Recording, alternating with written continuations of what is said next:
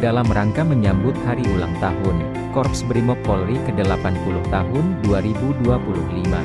Batalion B Pelopor 1 Brimob Polda Aceh menggelar kegiatan Anjang Sana kepada Warakawuri dan santunan kepada anak yatim.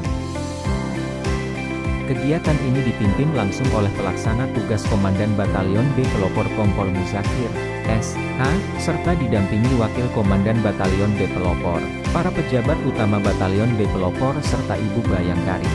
Kegiatan Anjang Sana ini merupakan wujud kepedulian dan penghormatan atas pengabdian yang diberikan kepada personel Brimob yang telah almarhum selama bertugas.